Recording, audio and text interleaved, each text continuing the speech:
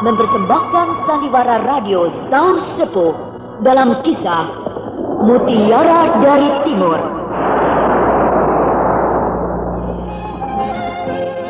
Naskah karya Niki Kosasi, hiasan musik dan sutradara Indra Mahendra.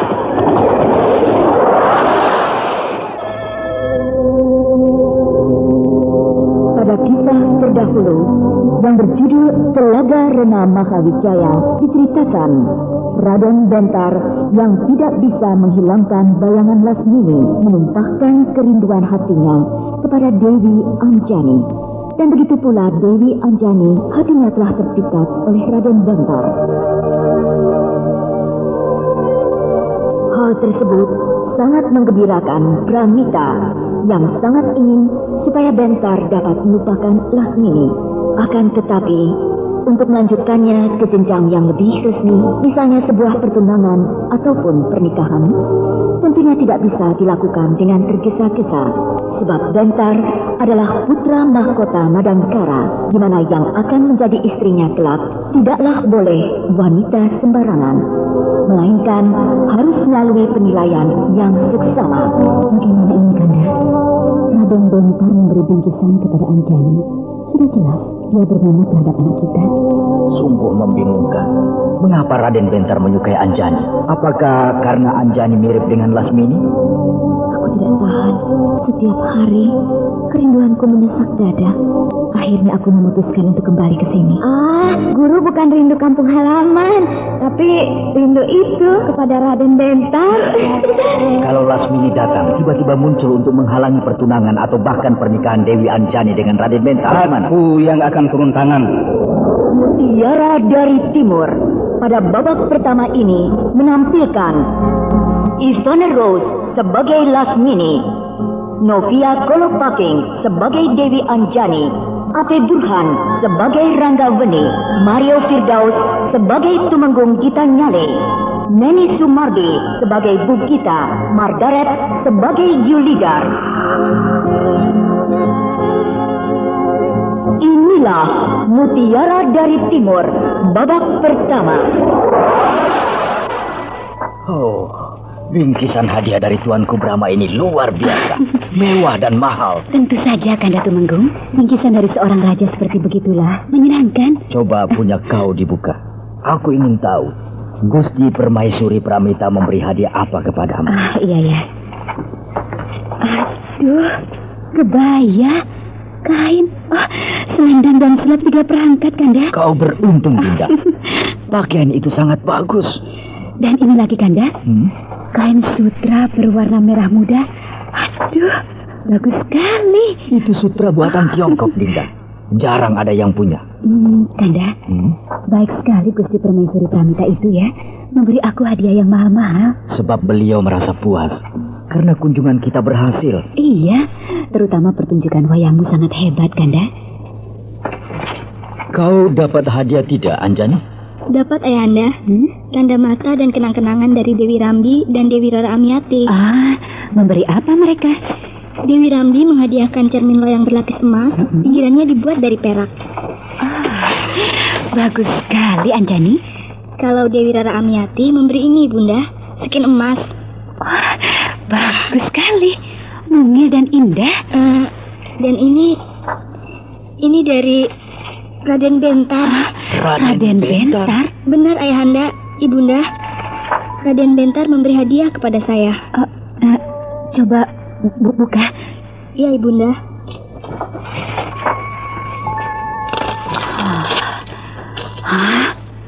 Gelang emas. Anting-anting emas. Ini cincin emas, kalung emas, bertatakan intan berlian, Kanda. Betul sekali. Inilah hadiah dari Raden Bentar kepada saya, Ayahanda, Ibunda.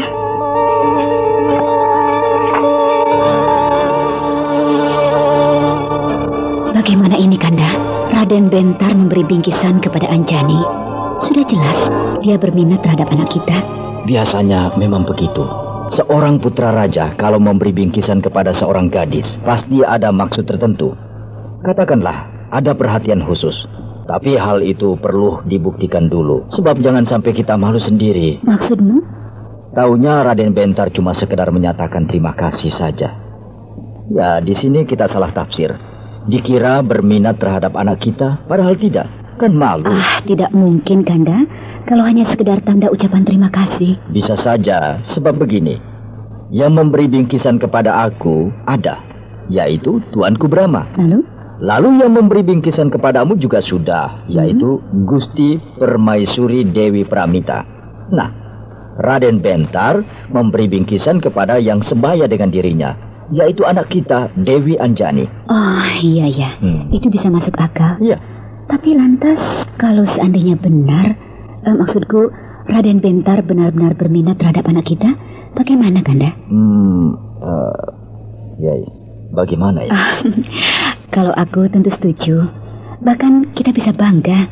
Raden Bentar tampan, baik, anak raja, apalagi. Tapi dengan syarat, Kanda, anak kita dijadikan permaisuri, tidak jadi selir. Ya, siapa yang tidak bangga menjadi besan Tuanku Brahma, Raja Agung Madangkara yang termasyhur.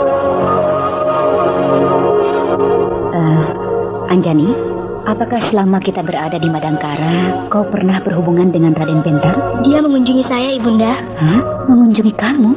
Dengan sembunyi-sembunyi, Raden Bentar masuk ke Keputren, mencari saya. Masuk ke Putren? Benar, Ibunda. Oh, lalu kau terima kunjungan itu? Tentu saja, Ibunda. Saya kan takut, sebab dia putra raja. Lalu, apakah ada sikap atau perkataannya yang menunjukkan sesuatu yang istimewa kepadamu? Anjani, ibu anggap kau sudah besar. Tidak apa-apa, sudah waktunya kau bicara tentang laki-laki, nak. Lampaknya memang demikian, Ibunda. Demikian bagaimana? Raden Bentar sangat menyukai saya. Ibunda, saya tidak bersalah, kan? Tidak, kau tidak bersalah, anakku. Seorang pemuda menunjukkan minatnya terhadap seorang gadis itu, ya, biasa. Asal saja kau jangan bersikap yang berlebihan, ya? Tidak, Ibunda. Saya berusaha tetap bersikap wajar dan menghormati Raden Bentar sebagai putra seorang raja besar. Ya, sikap itu sudah benar. Dan hendaknya tetap kau pertahankan. Iya, Ibunda. Ibunda tahu gadis mana yang tidak tergila-gila kepada Raden Bentar. Tapi hendaknya kau bisa menjaga diri. Iya, Ibunda. Tapi Anjani, apakah kau tidak salah tafsir? Maksud Ibunda? Sebab begini, Ibunda mendengar berita kabar burung bahwa Raden Bentar dulu pernah akan dipertunangkan dengan Dewi Rara Amiati, gadis tercantik di Madangkara. Tapi katanya Raden Bentar tidak berminat. Jadi Ibunda rasa kita harus jujur. Ya, dibandingkan dengan Dewi Rara Amiati, kau kalah jauh, Anjani. Benar, Ibunda. Dewi Rara Amiati cantik sekali, seperti Dewi Supraba dari Kahyangan. Kau juga cantik, anakku. Tapi kalau dibandingkan dengan Dewi Rara Amiati, ya kau kalah. Iya, Ibunda. Nah, Ibunda jadi heran. Kepada Dewi Rara Amiati yang cantiknya seperti itu, Raden Bentar menolak. Tetapi terhadapmu, kenapa kok dia menunjukkan minatnya? Menurut Dewi Rara Amiati, sebabnya karena saya mirip dengan Lasmini. Hah? Lasmini? Kenapa Ibunda terkejut?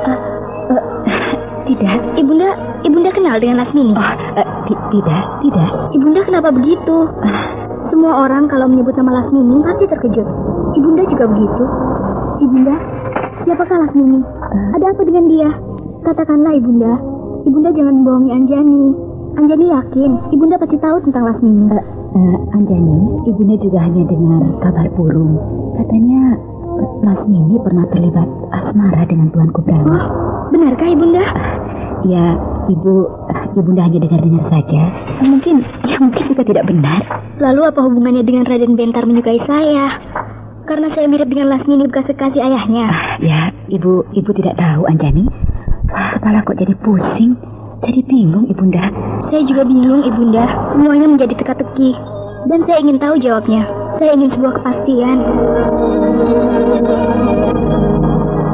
Kanda Tumenggung. Celaka apanya? Raden Bentar benar-benar menyukai anak kita, Dewi Anjani. Ya, kalau memang begitu kenyataannya, mau berkata apa lagi? Kita siap-siap saja menerima kedatangan utusan Tuanku Brahma yang akan melamar anak. Masalahnya bukan itu, Kanda. Lalu? Menurut pengakuan Anjani, Raden Bentar menyukai dia karena Anjani mirip dengan Lasmini. Hah? Ya, itulah yang membuat aku bingung, Kanda. Anjani menyebut-nyebut Lasmini? Iya. Terus apa lagi katanya? Hanya itu, lain tidak. Sungguh membingungkan. Mengapa Raden Bentar menyukai Anjani? Apakah karena Anjani mirip dengan Lasmini? Ada apa antara Raden Bentar dengan Lasmini? Kanda, aku jadi cemas. Sampai-sampai aku berkata bohong pada Anjani. Bohong bagaimana? Iya, aku mengarang cerita bahwa Lasmini pernah menjadi kekasih Tuanku Brahma. Waduh, kenapa kau jadi ngawur? Aku terlalu gugup, Kanda. Aku takut Anjani mendesak tentang Lasmini. Hal ini harus diselidiki. Ada apa antara Raden Bentar dengan Lasmini? Benar, Kanda. Ya, terus terang, kita memang bangga punya menantu Raden Bentar. Tapi janganlah kebanggaan itu menjadi malapetaka kehancuran bagi kehidupan rumah tangga kita, Kanda. Ya. Bagus. Jadi sudah hampir semuanya datang. Sudah, Paduka Ranggaweni. Semua adipati dari wilayah bawahan sudah hadir. Ya. Dan sudah ditempatkan di Balai Sema. Hanya tinggal 2 orang lagi, yaitu Adipati Cirebon Girang dan Adipati Sukapura. Ya. Namun menurut laporan, besok mereka sudah akan tiba di sini. Ya, bagus. Terlambat 1 atau 2 hari tidak apa. Itu wajar. Asal tetap datang di sini. 1 tahun sekali dengan tetap. Kalau tidak datang tanpa berita resmi, maka bisa kita anggap membangkang. Dan patut kita peringatkan. Sebab bisa kita anggap berniat memberontak terhadap kita. Benar, Paduka. Lalu, apakah semua adipati itu membawa upeti sebagai tanda setia kepada kita? Membawa, Paduka. Sesuai dengan ketentuan, setiap kadipaten dalam 1 tahun sekali harus menyerahkan upeti kepada Pajajaran sebanyak 1 gerobak padi, 1000 kati gula, dan 1000 kati hasil bumi. Bagus. Bahkan dari ujung kulon, membawa tambahan atas dasar sukarela, yaitu 1000 kati lada. Sebab katanya di sana saat ini sedang musim tanam lada. Bagus. Berita yang menyenangkan.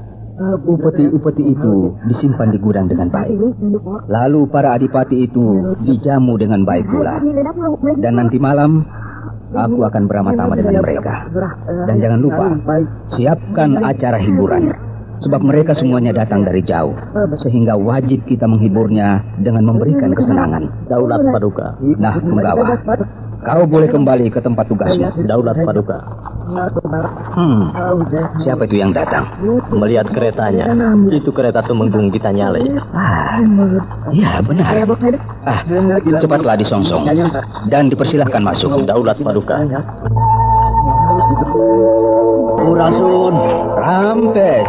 Silakan duduk. Tumenggung Gitanyali. Terima kasih, Ranggaweni. Wah, ada apa ini? Siang hari, di terik matahari, datang berkunjung ke sini. Apakah hendak mengajak saya nanti malam latihan wayang? Atau menabuh gamelan? Ataukah belajar mendalang? Bukan. Ataukah ada sesuatu yang bisa saya bantu? Begini, Ranggaweni. Saya sedang menghadapi masalah yang sangat pelik. Wah, masalah apa nih? Raden Bentar menyukai anak saya, Dewi Anjani. Oh, benarkah? Dan celakanya disebabkan Dewi Anjani mirip dengan Lasmini. Oh, jagat Dewa Batara. Saya lihat Anda sangat rapat dengan Raden Bentar. Itulah makanya saya datang ke sini untuk minta keterangan. Ada hubungan apa antara Lasmini dengan Raden Bentar?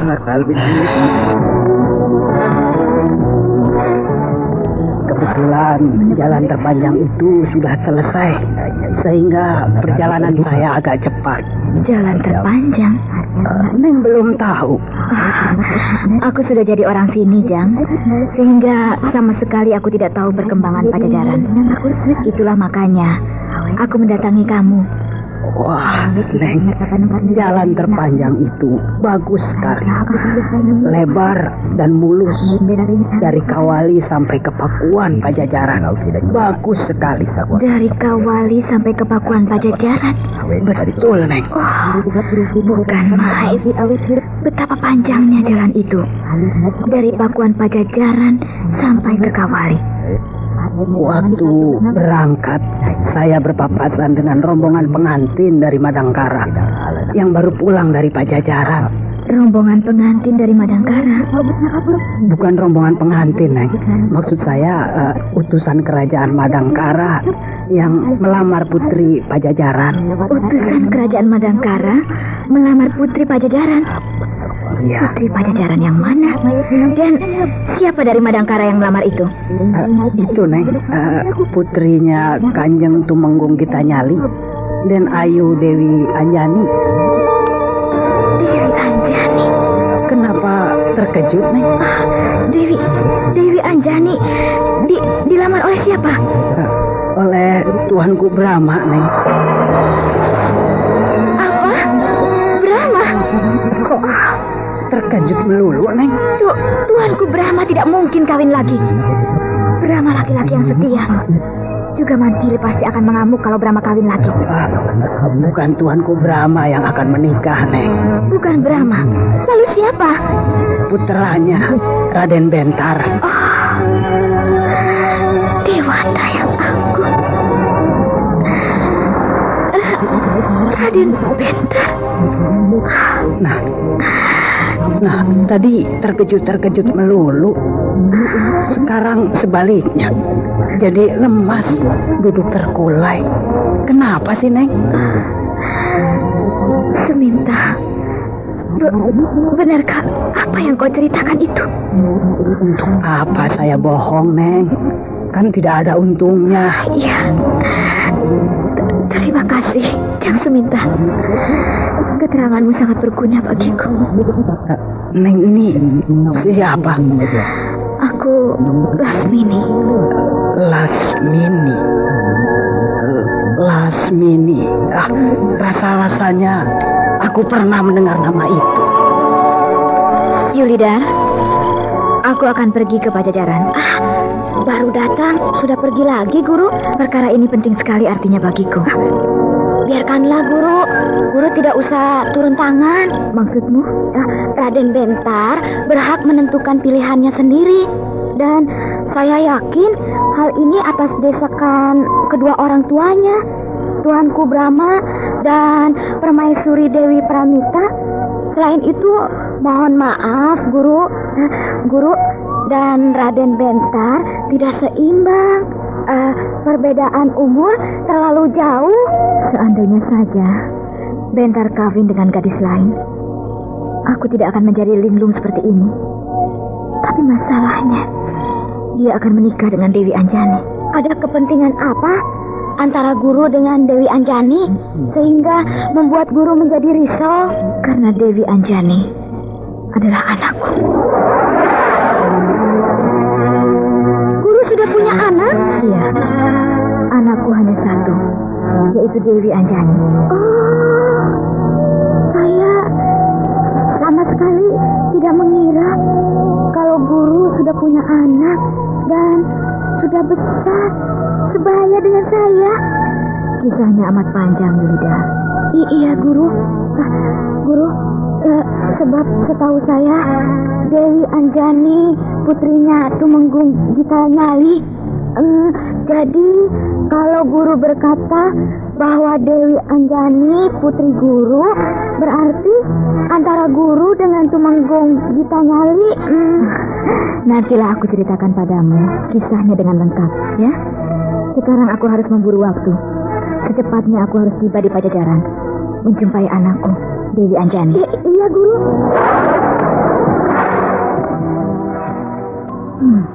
Aku sudah tiba di tapal batas kerajaan Pajajaran. Apakah aku akan langsung saja memasuki keraton pada siang hari begini, ataukah menunggu sampai malam tiba? Kau memang perempuan ular. Ranggamani. Kau memang perempuan yang tidak bisa dipercaya. Tidak bisa memegang janji. Di hadapan Prabu Siliwangi, kau berjanji tidak akan menginjak lagi bumi Pajajaran. Tapi nyatanya, sekarang kau muncul. Maafkan aku, Ranggamani. Aku terpaksa ingkar janji. Sebab aku sedang menghadapi masalah yang paling penting di dalam hidupku. Persoalan Dewi Anjani? Nah, kau sudah mengetahuinya.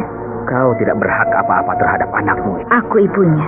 Memang kau yang mengandungnya dan melahirkannya. Tapi kau tidak berhak mengaturnya sebab kau tidak pernah merawatnya. Memang aku tidak pernah merawat Dewi Anjani. Tapi aku mesti punya hak untuk menjumpainya. Untuk apa? Untuk sekedar melepas kerinduan. Kau jangan menghalangi kebahagiaan anakmu. Dewi Anjani bahagia. Aku akan lebih bahagia lagi. Nah, tidak ada alasan bagiku untuk menghalangi kebahagiaan yang akan diraih anakku. Kalau kau memang sayang kepada Dewi Anjani, tidak perlu kau menemuinya. Doakanlah dia dari jauh. Kau tidak mengerti perasaan perempuan, Rangga. Jangan kau lihat aku sebagai Lasmini, si pembuat onar. Tapi lihatlah aku sebagai seorang ibu. Seorang ibu yang mendambakan kebahagiaan bagi anaknya. Soalnya begini, Lasmini. Kami semua tidak menghendaki rahasia yang telah terpendam sekian puluh tahun menjadi terbuka. Akibatnya yang harus kau pikirkan, Lasmini. Bagaimana dengan perkembangan jiwa Dewi Anjani jika dia mengetahui bahwa perempuan yang selama ini memeliharanya, menyayanginya, ternyata bukan ibunya? Hah? Belum lagi dengan Raden Bentar, Tuanku Brahma, Gusti Permaisuri, Dewi Pramita, Dewi Harnum, dan semuanya akan geger, Lasmini. Nah, kau harus mempertimbangkan semuanya itu. Kau jangan menuruti kemauanmu sendiri saja, tapi kepentingan orang banyak yang juga harus kau pertimbangkan. Aku hanya ingin melihat keadaan Dewi Anjani sekarang ini. Lain tidak, aku sama sekali tidak berniat untuk mengatakannya kepada Dewi Anjani bahwa aku ibunya. Sama sekali tidak, Rangga. Kau harus percaya kepadaku, Ranggabeni. Berulang kali kau selalu ingkar janji.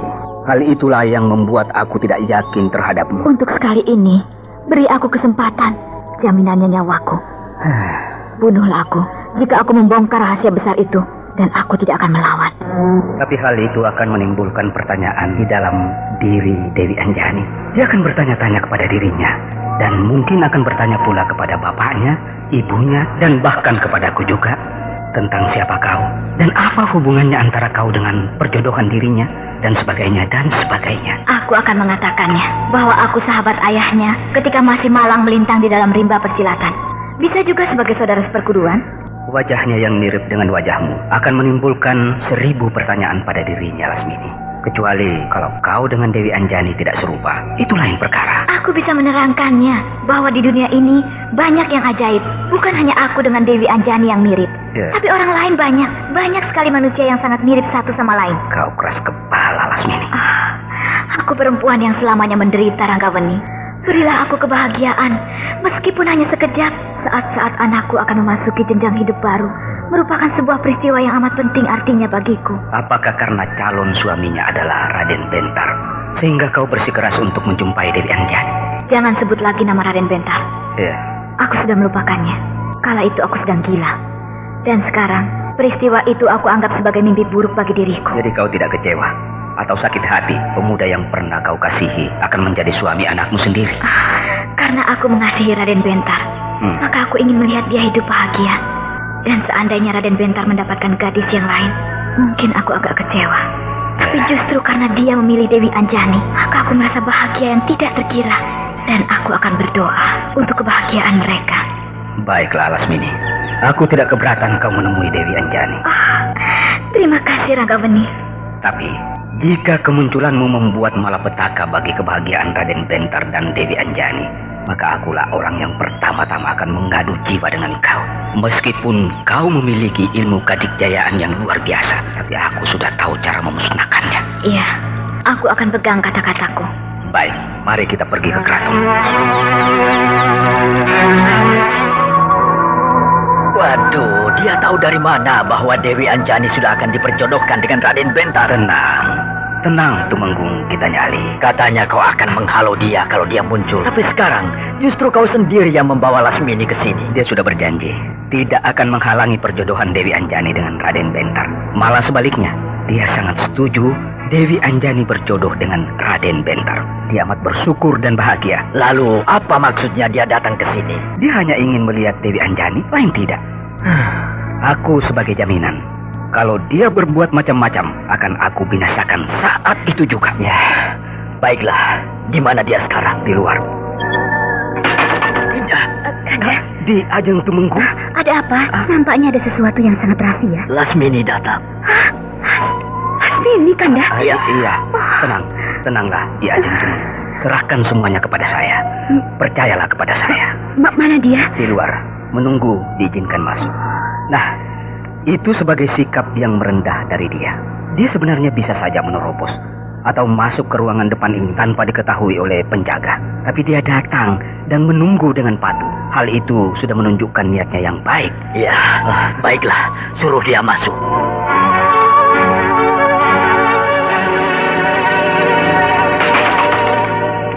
kabar Nyari? Safitri. Lasmini. Janganlah kedatanganku ini membuat kalian cemas, was-was, atau ketakutan. Aku datang dengan niat yang baik. Tidak ada niat buruk sedikit pun di dalam hatiku. Nah, terimalah aku sebagaimana mestinya. Seperti dulu ketika kita masih berkumpul bersama-sama sebagai teman 3 sekawan yang akrab. Lasmini, jangan ambil Dewi Anjani dariku. Kenapa kau berkata begitu, Safitri? Mintalah apa saja, Lasmini. Asal kau jangan minta Dewi Anjani.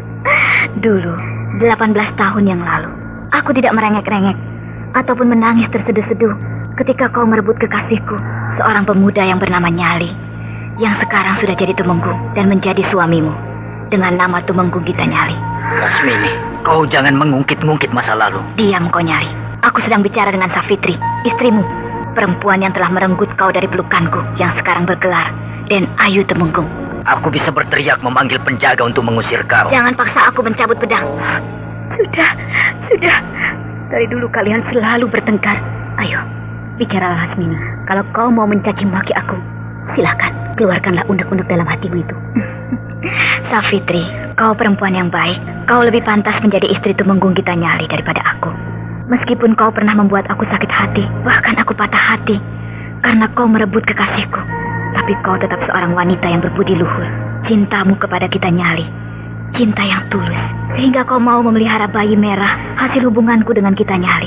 Karena aku tidak pernah merasa benci kepadamu, maka aku mau memelihara anakmu. Ya, pengorbananmu sangat besar, Safitri.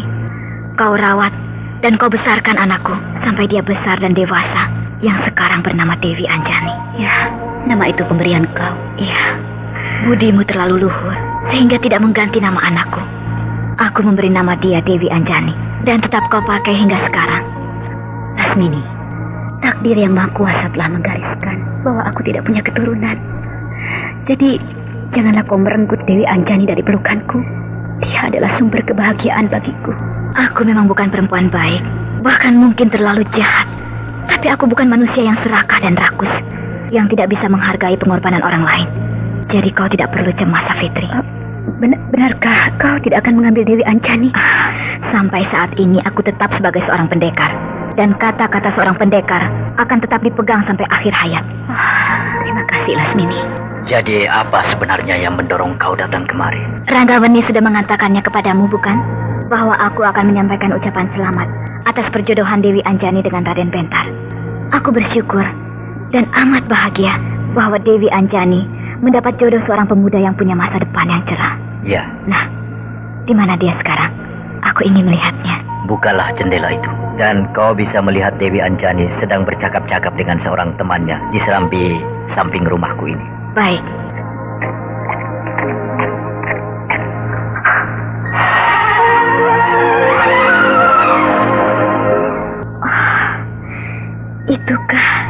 Itukah Dewi Anjani? Oh, anakku. Dia sudah besar dan cantik sekali. Wajahnya, tubuhnya, kulitnya, serupa benar dengan aku. Aku seperti sedang berkaca pada sebuah cermin dan melihat diriku pada cermin itu. Aku melihat diriku pada diri Dewi Anjani. Itu di jendela itu. Kenapa kau ini, Lumini? Jendela ruang tengah itu terbuka. Paling-paling ayahku atau ibuku yang membukanya. Lihat Dewi Anjani. Itu kamu ya? Itu kamu? Kamu bagaimana? Hah? Siapa itu? Apakah di jendela itu ada sebuah cermin yang besar sehingga aku bisa melihat bayanganku sendiri? Tapi pakaiannya berbeda. Tidak sama dengan yang aku pakai ini. Kenapa perempuan itu serupa dengan aku? Apakah dia hantu? Atau aku sedang bermimpi melihat diriku sendiri? Anjani, anakku.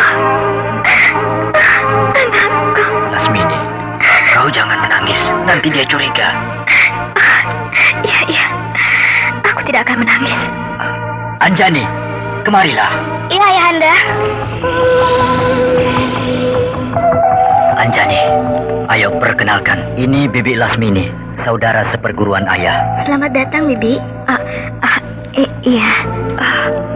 Seperti pinang dibelah dua. Segala-galanya sama. Iya. Bibi kau sama dengan saya. Kau juga sama dengan aku. Ayahanda tidak pernah bercerita punya saudara seperguruan yang mirip dengan saya. Aku seorang pendekar. Pekerjaanku mengembara. Aku tidak menetap di satu tempat.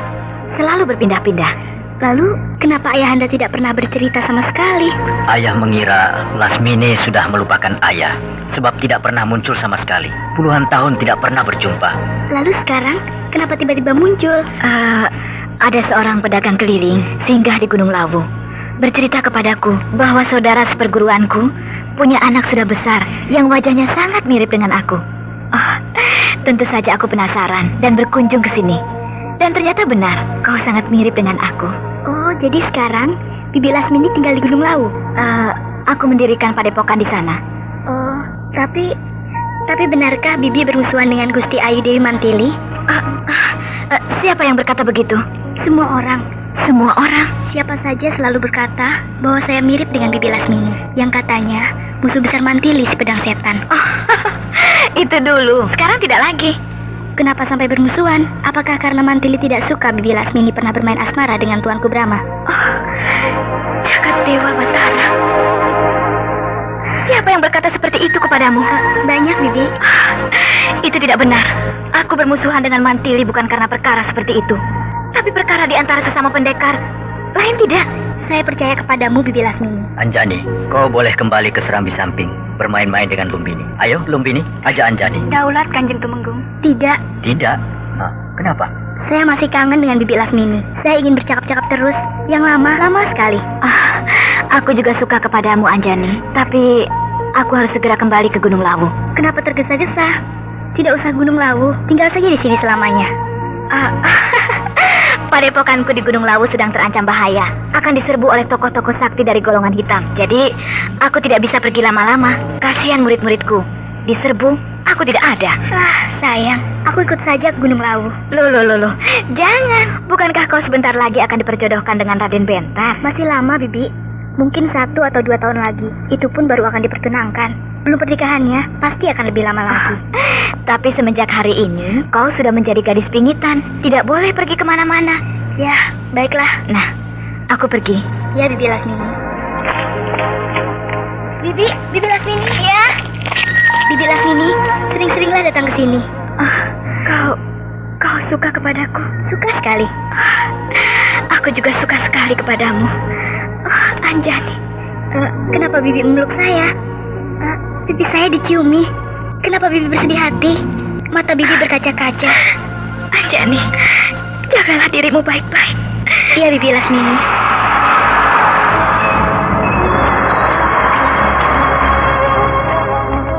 Neng Lasmini. Siapa itu yang panggil aku? Seorang laki-laki berpakaian jelek, memakai topi lebar, dan memikul dagangan. Seorang pedagang beras yang miskin. Neng Lasmini sudah lupa sama saya. Dewata yang agung. Kau Basrin? Iya, betul, Neng. Saya Basrin. Kenapa kau jadi begini? Bukankah kau pedagang beras yang besar, punya kios besar di pasar? Kenapa jadi tukang pikul begini? Dagang beras pikulan kecil. Saya bangkrut, Neng. Bangkrut? Saya ditipu orang. Perkara dagang beras juga? Bukan, Neng. Dagang rotan dan lada. Basrin, kenapa dagang rotan dan lada? Bukankah kau pedagang beras?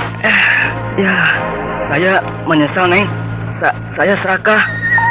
Saya berniat ingin mengembangkan usaha dagang, bukan hanya beras, tapi ditingkatkan berdagang barang lainnya.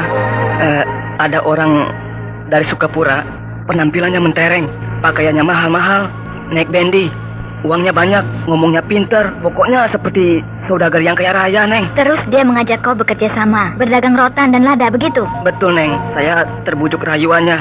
Katanya untungnya sangat besar, 3 kali lipat dari berdagang beras, Neng. Terus dia pinjam uang sama kamu untuk modal dengan alasan akan membeli barang, begitu bukan? Betul, Neng. Dan uangmu amblas, barang tidak ada, iya kan? Betul, Neng. Basrin, kau terlalu jujur. Kau terlalu lugu, mudah percaya pada rayuan gombal. Orang itu bukan saudagar, tapi penipu.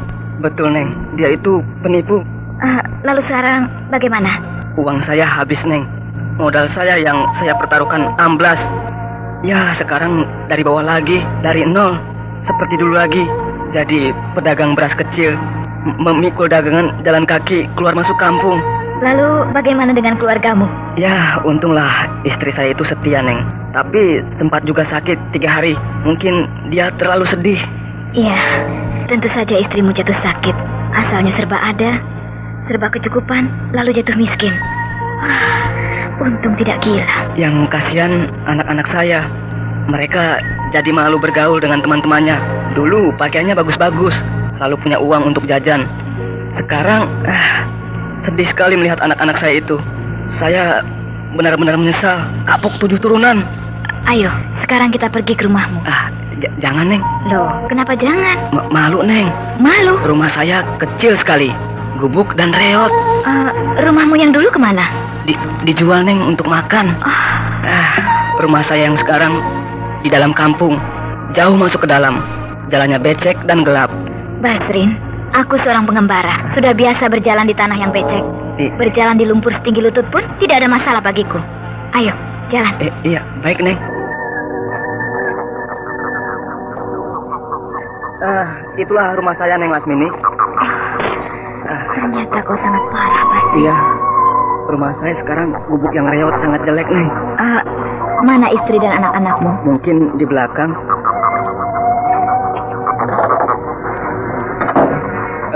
Nyai. Ya, Kang. Sini, Nek.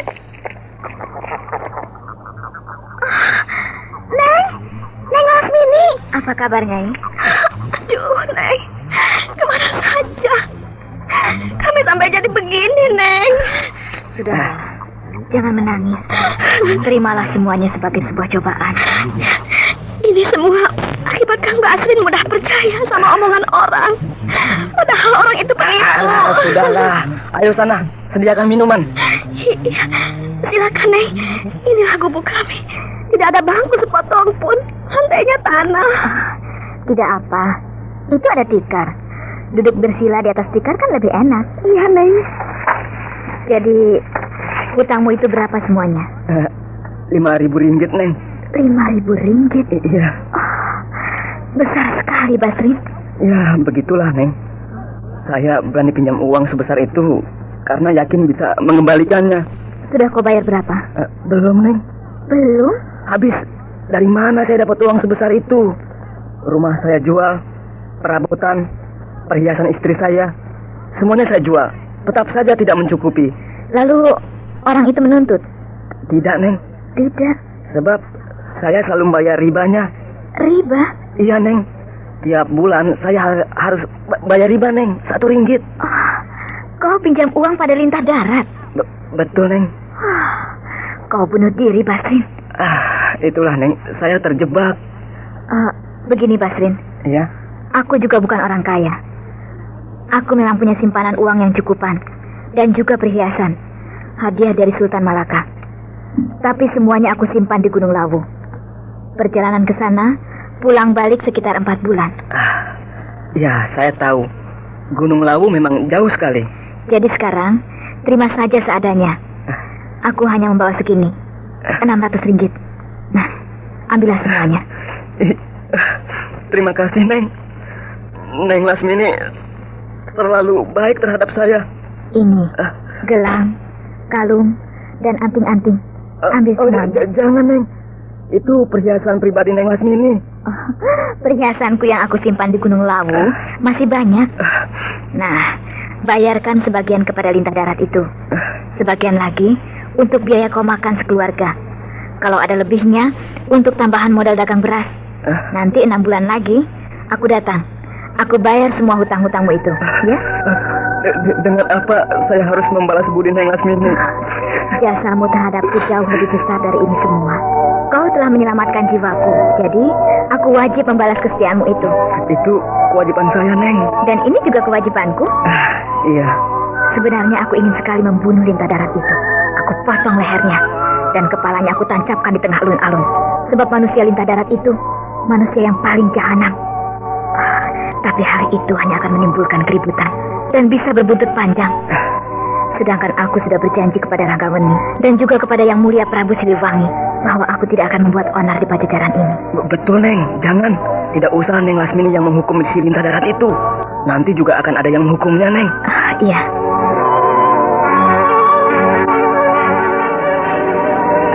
Kanda, sudah 3 hari ini semenjak pertemuannya dengan Lasmini, anak kita Dewi Anjani, jadi banyak melamun, Kanda. Ya, bagaimanapun juga, tentu dia sangat berkesan dengan perjumpaannya itu. Apa tidak sebaiknya kita berterus terang, sebab dia sudah besar, Kanda. Sudah saatnya mengetahui siapa dia sebenarnya.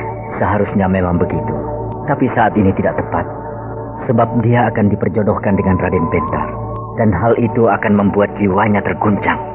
Bisa-bisa kabur mencari Lasmini. Jadi nanti saja, kalau pernikahan sudah dilangsungkan, dengan begitu bisa bersama-sama dengan Raden Bentar menemui Lasmini. Baik, Kanda. Tapi aku sangat kagum pada Lasmini. Dia pandai menyembunyikan perasaannya. Dan aku senang Lasmini memenuhi janjinya, tidak mengatakan bahwa dia ibunya Dewi Anjani. Tapi yang aku cemaskan, ketika Anjani berlari menyusulnya ke halaman depan, Lasmini memeluk Dewi Anjani. Aku sudah lemas, Kanda. Aku pikir saat itulah Lasmini mengatakan apa yang sebenarnya. Tapi syukurlah, ternyata tidak. Aku jadi menaruh rasa hormat pada Lasmini. Dia benar-benar tidak mau merusak kebahagiaan kita. Ya, dia banyak berubah. Sekarang sudah bisa mengendalikan diri.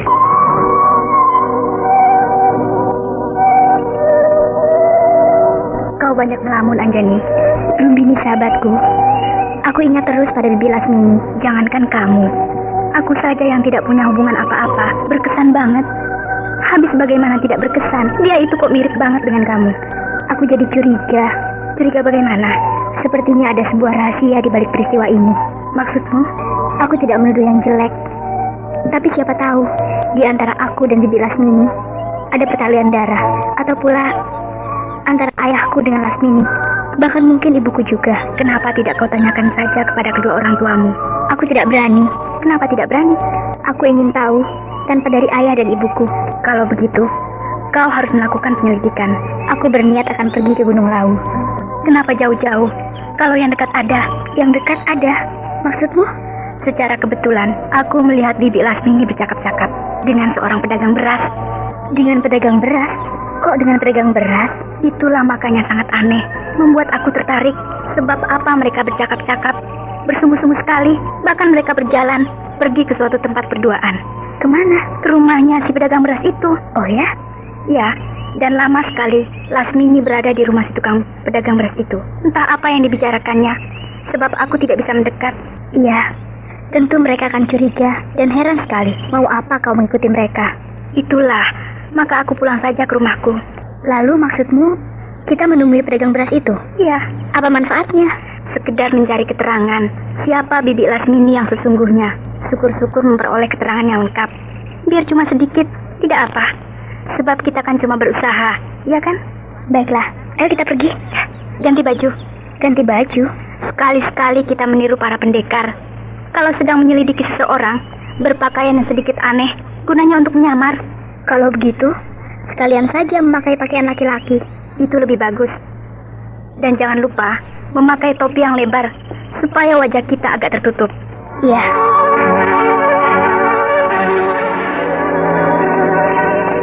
Tuh, di kampung itu, pedagang beras itu rumahnya. Masuk ke dalam jalannya becek dan sempit. Tidak apa. Ayo, kita masuk ke kampung itu. Ya. Tunggu, ada apa? Tunggu. Itu orangnya. Orangnya apa? Si pedagang beras itu. Mana? Itu berjalan sendirian keluar dari kampung itu. Yang berpakaian abu-abu, jelek dan dekil, dan pakai ikat kepala? Ya, benar. Kok tidak membawa pikulan? Mungkin dia tidak berjualan, tapi mau pergi ke suatu tempat. Ayo kita ikuti. Ya.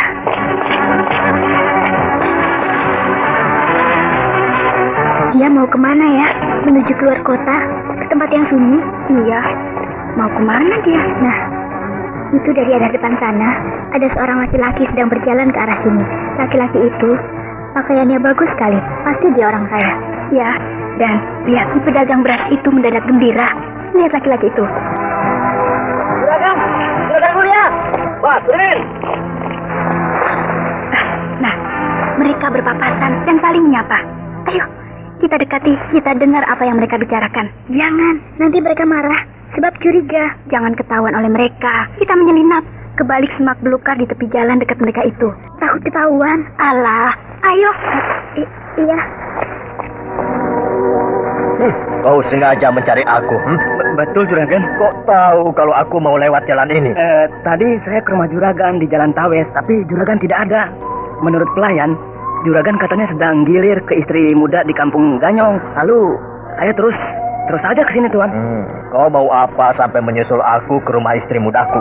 Mau bayar utang, Juragan. Bayar utang? Ya, mumpung sedang ada. Kalau tidak, cepat-cepat dibayar. Wah, nanti keburu habis terpakai oleh saya, Juragan. Wah, tumben.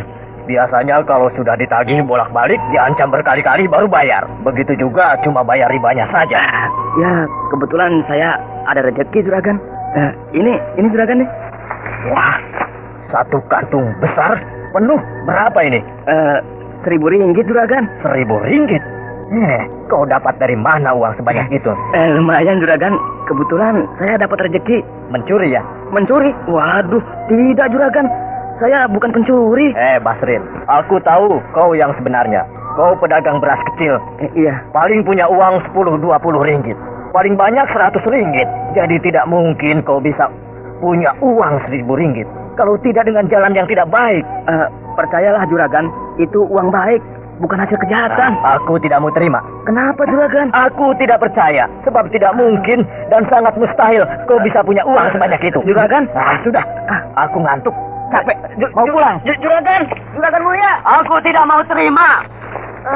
Saya akan lapor kepada kepala kampung bahwa saya bukan pencuri. Ya, aku tunggu buktinya. Aduh, susah. Tidak punya uang susah. Punya uang, ya juga tetap susah. Aduh. Sampurasun. Rampes. Susah juga ya. Mau dikasih uang kok menolak. Siapa Kisanak berdua ini? Anjani, bukalah topi kamu supaya wajahmu kelihatan dengan jelas. Iya baik, kau juga buka. Ya. Oh, gadis-gadis. Kami bukan orang jahat, Mang. Kami ingin berbicara dengan Emang, boleh kan? Bicara apa, Neng? Ada sesuatu yang sangat penting. Marilah kita duduk di bawah pohon yang rindang itu supaya lebih leluasa dan akrab. Baik, Neng. Mang Basrin. Iya, Neng. Dari sinar mata Emang nampak jelas bahwa kau mengenali saya dengan baik. Bahkan sangat gugup, seperti ada sesuatu yang ganjil. Tidak, Neng. Saya Dewi Anjani, putri Tumenggung Gitanyali. Ayah saya terkenal di Pajajaran. Sebab ayahku seorang dalang. Jadi mustahil Emang tidak tahu saya. Sebab Mang Basrin adalah rakyat Pajajaran. Maaf, Neng. Benar. Saya tahu siapa Neng. Juga dengan Neng Lumbini ini. Saya juga tahu Neng Lumbini putri Kanjeng Tumenggung Purwacara kan? Nah, kalau begitu, Mang tidak baik bila berbuat bohong pada kami. Sebab kami bisa menyuruh pasukan keraton untuk menangkap Mang Basrin. Saya salah apa, Neng? Kalau bohong, maka Mang bersalah. Tapi kalau berkata benar, maka Mang tidak bersalah. Gampang saja, bukan? Saya harus berkata apa, Neng? Siapa juragan mulia itu yang tadi menolak dibayar oleh Mang Basrin? Dia lintah darat, Neng. Saya terlibat hutang sama dia. Berapa hutang Emang semuanya sama dia? 5.000 ringgit, Neng. Wah, besar sekali. Ya, saya terbujuk setan, Neng. Aku bayar semuanya, sekarang juga. Neng, mau membayar hutang saya. Kau tidak percaya? Percaya, Neng. Neng Dewi Anjani dan Neng Dewi Lumbini, putri Kanjeng Tumenggung, 10 kali lipat. Dari itu pun tentu ada tersedia. Nah, aku bisa menyuruh pasukan keraton memanggil si juragan mulia itu. Dan langsung aku bayar, lunas semuanya. Mengapa Neng berbaik hati kepada saya, Neng? Karena saya mengharapkan sesuatu dari kamu. Saya akan menolong Emang melunasi semua hutang-hutang Emang. Dan juga, saya beri modal yang besar untuk dagang. Bukan dagang beras dipikul seperti sekarang, tapi usaha dagang beras yang besar. Saya belikan kamu sebuah toko yang besar. Aduh. Dan kamu boleh pakai berdagang di situ. Tapi ada pamrihnya. Pamrih?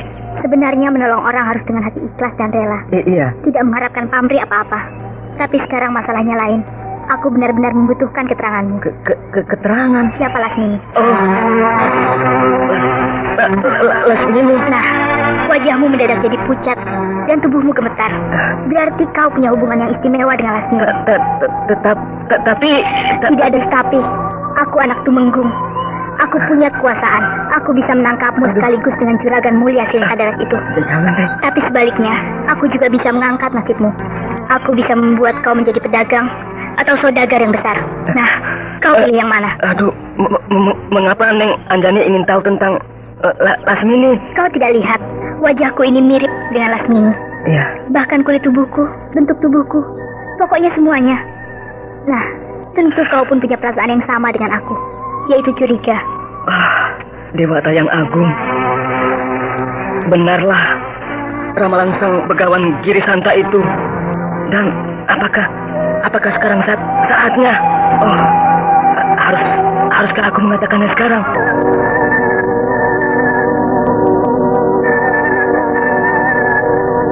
Kalau kau berkata sejujurnya, aku tidak akan melupakan jasamu. Kau bisa diangkat menjadi pegawai keraton, sebab aku punya hubungan baik di lingkungan keraton. Iya, Neng. Nah, menunggu apa lagi? Cepatlah berkata. Tapi saya minta Neng Anjani juga berjanji. Tadi aku sudah berjanji. Bukan yang itu, Neng. Lalu?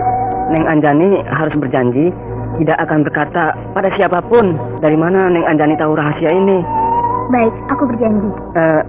Neng Lumbini juga jangan membocorkan pada siapa-siapa, Neng. Ya, aku berjanji. Neng Anjani, Lasmini itu adalah ibumu, ibu kandung Neng Anjani. Bibi Lasmini, ibuku. Betul, Neng. Dan Ayu Tumenggung yang selama ini sebagai ibunda yang memelihara dan merawat Neng Anjani, bukan ibu kandung Neng Anjani. Anjani, dia pingsan. Oh, Dewi Anjani pingsan.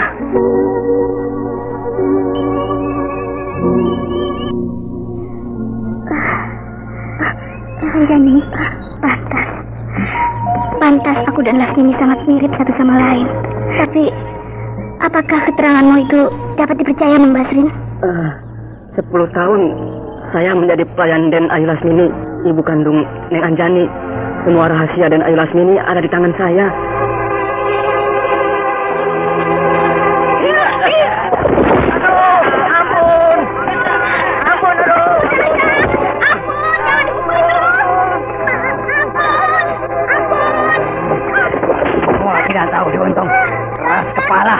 Bikin hutang pisah. Bayar susah. Kalau dipukuli ampun. Ganja, pukul terus. Hei, tahan. Berhenti. Ada apa ini? Kenapa bapak saya dipukuli? Diam kau. Aduh. Basrin, lihat itu. Bapakku dipukuli. Pak, sudah, Pak. Sudah. Bapak saya sudah tua, jangan dipukuli.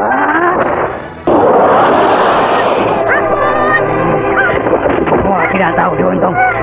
Keras kepala. Bikin hutang pisah. Bayar susah. Kalau dipukuli ampun.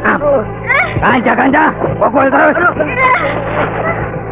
Hei, tahan. Berhenti. Basrin! Ada apa ini? Kenapa bapak saya dipukuli? Diam kau. Aduh. Basrin, lihat itu. Bapakku dipukuli. Pak, sudah, Pak. Sudah. Bapak saya sudah tua, jangan dipukuli. Basrin, bapakmu sudah 2 kali pada. Dua kali. Tidak bayar setoran. Ditagih berkali-kali.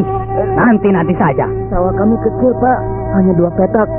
Untuk makan saja kurang. Bapak saya jangan dipukuli. Juragan Astana kesabarannya sudah habis. Ganja. Bakar. Jangan. Rumah kami jangan dibakar. Aduh.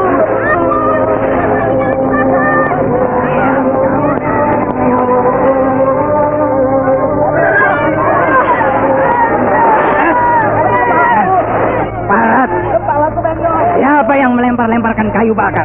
Anak buahku kepalanya benjol semua. Belum cantik. Perempuan Aku yang menyerang kalian dengan melempar-lemparkan kayu bakar. Apa maksudmu, Kalian komplotan hewan. Orang-orang miskin tidak berdaya. Kalian pukuli. Sudah minta ampun, tetap saja dihajar. Pergi kalian semua. Jangan tunggu aku marah. Nanti aku bunuh semuanya. Perempuan cantik cari penyakit, berani bertingkah di hadapan si Bangus. Macan desa Gaplok. Disuruh pergi malah menantang. Siapa perempuan itu? Berani benar dia. Si Bangus jagoan yang ganteng itu diserangnya dengan gencar dia. Aduh, wanita itu pintar silat. Tangan dan kakinya bergerak cepat sekali. Si Bangus terdesak, mundur-mundur terus dia.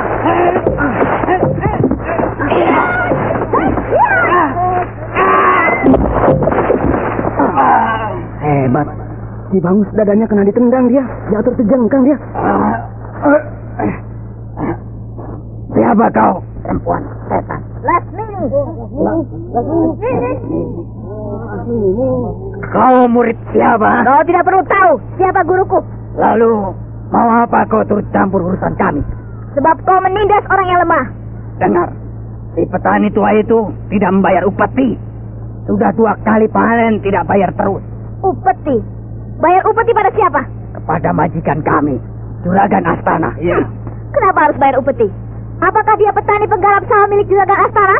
Bukan. Kalau bukan, kenapa harus bayar upeti? Ijon. Oh, Ijon? Nah, sekarang lunas. Lunas? Iya, lunas. Anggap saja lunas. Gampang bukan? Dan sekarang kau dan anak buahmu yang jelek-jelek itu pulang. Cepat sana, pergi. Kau memang boleh juga bersilat tangan kosong. Tapi jangan harap bisa unggul lawan Kolok. Akulah si Kolok Badak. Permainan Kolokku tidak ada yang lawan. Cocok. Kau bergelar si Golok Badak. Sebab muka kau memang persis seperti badak. Kubunuh kau. Oh, kau sudah mencabut golok. Baik. Aku juga punya pedang. Lihat. Persoalannya bukannya beres. Jadi memuncak. Dua-duanya mencabut senjata mereka. Lasmini itu jago main pedang. Pedangnya membabat ke sana kemari cepat sekali. Si Bangus juga jago. Goloknya berputar-putar cepat sekali. Pertarungan itu sangat mengerikan. Kalau kena bisa putus. Iya, putus lehernya. Nah, si Bangus mulai terdesak. Lasmini itu perempuan yang langsing, tapi tenaganya bisa lebih kuat daripada si Bangus yang badannya seperti badak. Tiap kali pedang dan golok berbenturan, si Bangus masih bergetar dia. Berkali-kali goloknya mau terlepas dari tangannya, digempur oleh pedang Lasmini. Si Bangus kena dia. Si Bangus kena, pundaknya berdarah, bajunya robek, dan lukanya mengucurkan darah. Parat. Kanca-kanca, bunuh perempuan itu. Neng Lasmini dikeroyok, dikurung, digempur habis-habisan. Tapi tidak apa-apa, tetap bisa melawan. Wah, benar-benar hebat. Neng Lasmini itu pasti seorang pendekar. Dikeroyok 6 orang lelaki, semuanya pakai golok, tidak apa-apa dia. Bahkan bisa menyerang dengan gencar.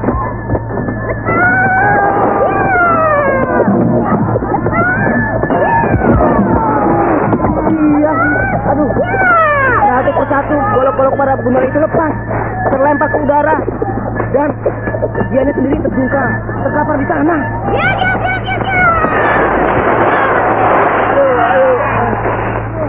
Wah, 6 orang laki-laki itu semuanya terjungkal dan bergeletakan di tanah, semuanya berantakan. Katakan pada majikan kalian, Juragan Astana, sejak hari ini Pak Atra petani itu bebas bayar upeti. Kalau berani mengutak-atik lagi, kalian semua bersama majikan kalian, aku tumpas, aku habiskan semuanya. Aku tinggal di ibu kota Pajajaran. Desa Gaplok ini dekat sekali dengan ibu kota Pajajaran. Jadi kalau ada apa-apa dengan keluarga Pak Atra, dengan cepat aku bisa tiba di sini. Pergi semuanya. Baik.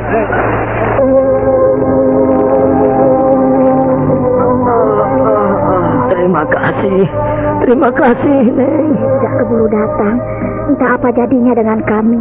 Rumah kami, Gubuk Reot, yang hanya satu-satunya tempat kami berteduh ini, pasti sudah dibakar jadi abu. Sudahlah, mereka tidak akan berani lagi mengganggu kalian. Siapa nama kau, anak muda? Basrin. Nama saya Basrin, Neng. Kau anaknya Pak Atra ini? Betul, Neng. Lekas, kau buat ramuan obat dari daun-daunan. Bapakmu badannya harus dilulur, supaya bengkak-bengkaknya sembuh. Baik, Neng. Dia anak saya satu-satunya, Neng. Kerjanya apa saja anakmu itu? Ya, apa saja. Kadang-kadang kuli, ngangkat karung-karung beras di pasar, atau membetulkan rumah orang. Apa saja, Neng. Apa saja disuruhnya dia kerjakan. Iya.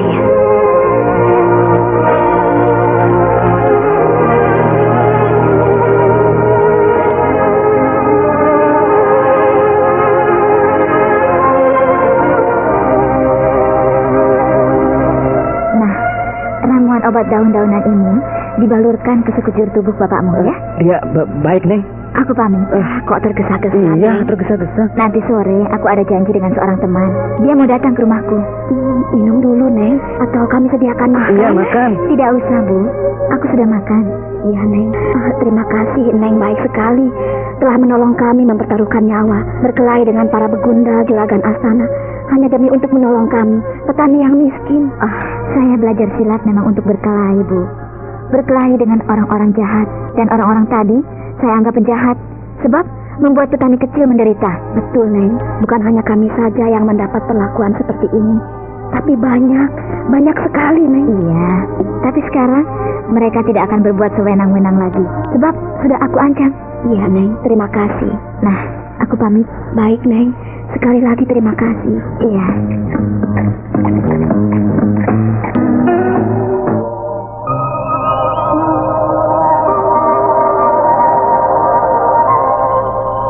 Neng. Siapa itu? Loh, si Basri. Neng Lasmini, saya ikut, Neng. Loh, ikut kemana? Kemana saja, Neng? Maksudmu itu bagaimana? Saya ini orang susah, Neng. Tidak punya pekerjaan tetap. Sudah lama saya ingin ke kota, tapi takut tidak punya saudara atau kenalan di kota Pajajaran itu.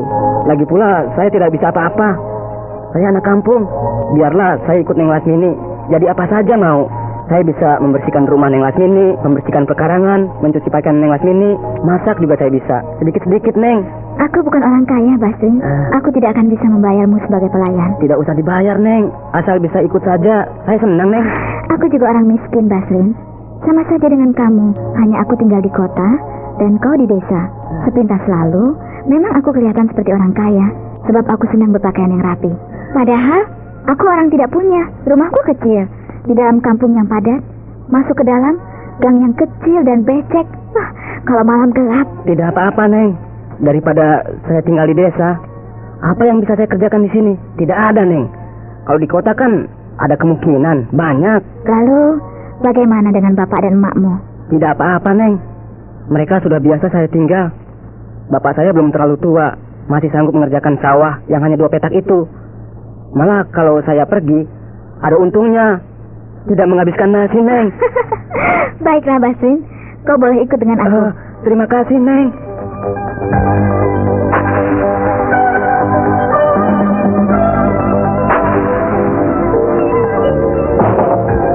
Nah, inilah rumahku, Basrin. Iya, Neng. Kecil dan jelek. Tidak, Neng. Cukup bagus dan bersih. Dibandingkan dengan rumah saya di desa, jauh, Neng. Lingkungan di sini kebanyakan orang tak punya, tapi baik-baik. Jadi kau harus bisa bergaul dengan mereka. Iya, Neng. Begitulah Neng Anjani, awal mulanya perkenalan saya dengan Neng Lasmini. Jadi rumah Bibi Lasmini waktu itu masih di dalam kampung? Betul, Neng. Masuk ke dalam. Jalannya kecil. Dan kalau hujan, becek. Keadaan rumahnya bagaimana? Sederhana, Neng. Kecil. Dindingnya gedek. Lantainya bata merah. Seperti bata yang suka dipakai membuat tembok keraton itu. Tapi jelek. Meskipun begitu, tetap bersih dan rapi. Pekerjaannya apa? Saya tidak tahu, Neng. Tapi sering pergi. Dan waktunya tidak tetap. Kadang-kadang pagi-pagi sekali sudah pergi. Siang pulang. Kadang-kadang sore pergi, malam baru pulang. Kadang-kadang juga tidak pergi kemana-mana. Sepanjang hari di rumah saja. Mang Basrin tidak bertanya? Tidak berani, Neng. Saya kan pelayan. Oh, iya. Siapa mengetuk pintu? Keras banget. Mau bertamu kok seperti gaung saja. Iya, sebentar. Mana Lasmini? Siapa Kisanak? Mana Lasmini? Tidak ada. Kemana? Tidak tahu. Kenapa tidak tahu? Iya, tidak tahu saja. Jawab. Saya tidak pernah bertanya apa-apa. Mau kemana? Saya tidak mau tahu. Itu kan urusan majikan saya. Saya cuma pelayan di sini. Kau namanya Basrin, iya kan? Benar. Nih. Kenapa saya ditampar? Katakan sama Lasmini, aku tunggu di Bukit Mau.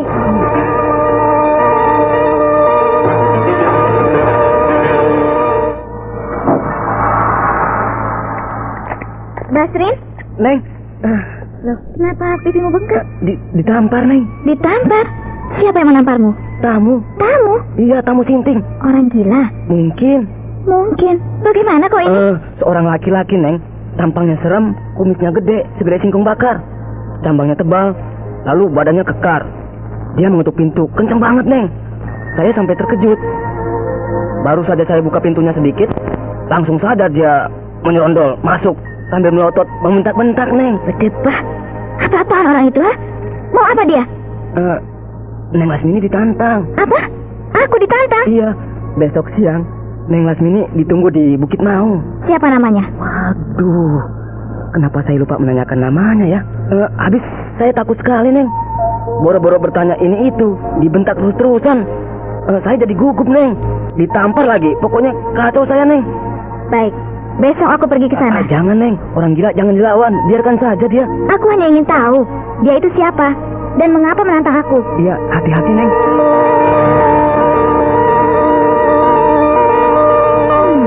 Aku sudah berada di Bukit Mau. Bukit Mau ini cuma bukit yang kecil saja, tapi letaknya terpencil, jauh dari mana-mana. Mana orang yang menantang aku itu? Baik, aku akan berjalan mengelilingi Bukit Mau ini untuk memancing agar dia keluar dari tempat persembunyian. Hei, lihat! Gila, sebuah tombak meluncur cepat sekali. Untung aku cepat berkelit. Kalau tidak, leherku ditembus oleh tombak kecil itu. Keluar! Kalau cuma mau melemparkan tombak kecil, aku juga bisa.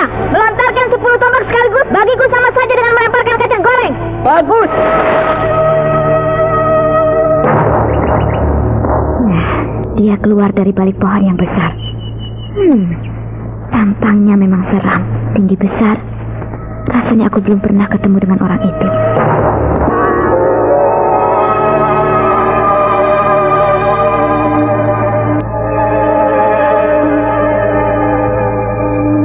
Ini yang namanya Lasmini yang mau jadi jagoan. Aku perempuan, jadi bukan jagoan, tapi betina. Kau dari perguruan mana, ha? Kau siapa? Parah, ditanya balik bertanya. Kau datang ke rumahku tidak tahu aturan, persis kayak garong. Main gedor, main bentak, main gampar. Untung pelayanku tidak berteriak. Kalau dia berteriak, kau dikeroyok orang sekampung. Setan. Kau siapa? Dan kenapa menantang aku? Singkir, si tombak iblis dari Gunung Burut. Oh, ini yang namanya si tombak iblis dari Gunung Burut. Jauh-jauh datang ke sini, tentu ada tujuan khusus. Sebab rasanya, aku tidak pernah berurusan dengan orang-orang perguruan Gunung Burut. Nih. Wah, uang emas. Banyak benar. Kau habis merampok di mana? Keparat. Aku si tombak iblis, bukan perampok. Tapi kau orang miskin. Tidak mungkin kau punya uang emas sebanyak itu kalau bukan dari hasil kejahatan. Dibayar orang. Dibayar orang? Aku dibayar orang untuk membunuh kau. Sejak kapan kau jadi pembunuh bayaran? Jangan banyak mulut. Siapa yang membayar kau? Juragan Astana. Bejebah. Rupanya si tuan tanah keparat itu dendam sama aku. Lebih baik kau menyerah. Ikut aku ke Gunung Burut, jadi pasanganku seminggu. Nanti aku bagi kau uang emas ini. Makan sendiri uang bayaranmu itu. Dan lekas pergi dari sini. Aku muak melihat tampangmu. Alah, Lasmini. Jangan munafik. Kau minta bayaran berapa, hah? Sebutkan saja. Ku robek mulut kau. Sudah lama aku berkhayal bisa tidur dengan kau. Tapi tidak sanggup bayarnya. Bayaran kau kelas tinggi. Sekarang aku kaya. Punya uang emas. Banyak. Nah, tunggu apa lagi? Parah. Jangan bawa-bawa soal pribadiku. Kalau mau bertarung, aku siap. Meskipun kau terkenal punya ilmu tombak tanpa tanding, aku tidak takut. Daripada bertarung sakit, lebih baik tidur. Dibayar lagi. Enak bukan?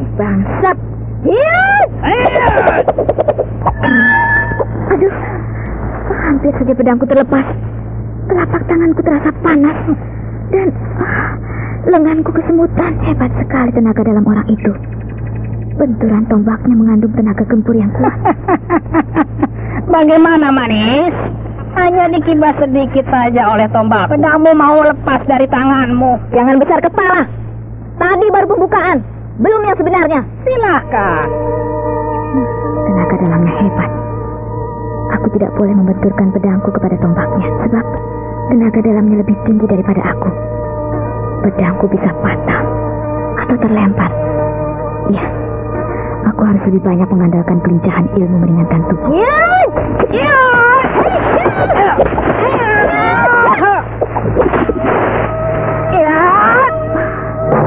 Benar-benar jago main pelapor bergerak cepat sekali. Angin pukulannya sangat deras, menderu-deru, mengurung aku dari segala arah.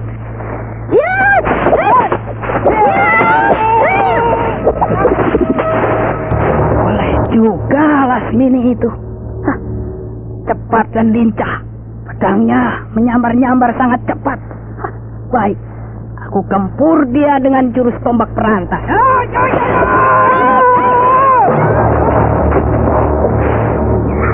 Serangannya semakin cepat. Tombaknya berputar-putar dan bergulung-gulung. Aduh, aku jadi nanas. Kau terdesak, Lasmini. Sudahlah, ayo menyerah saja.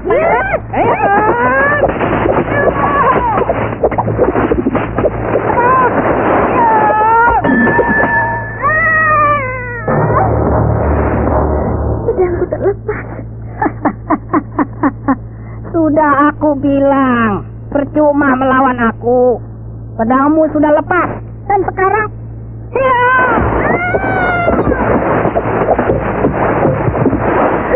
lepaskan jahanam. Lepaskan. Oh, Baheno. Oh, Baheno. Tidak. Lepaskan. Oh, tidak. Lepaskan. Lepaskan. Benar-benar sangat memalukan. Sungguh tidak terpuji. Selesai bertarung terus melakukan perbuatan. Siapa kau? Hah? Ikut campur urusan orang. Mau cari mati? Sebuah pertarungan seharusnya diakhiri oleh kematian. Atau salah satu menyerah dan terluka. Bukannya dilanjutkan dengan acara yang tidak bermoral. Tidak. Aku tidak sudi sama dia. Dia yang memaksa. Aku mau diperkosa. Iya. Aku tahu kau memang menolak, Nona. Dan manusia berkumis tebal ini memang tidak punya malu. Bangsat! Siapa kau, ha? Pura-pura berlaga so alim. Aku Gita Nyali, punggawa dari Keraton Pajajaran.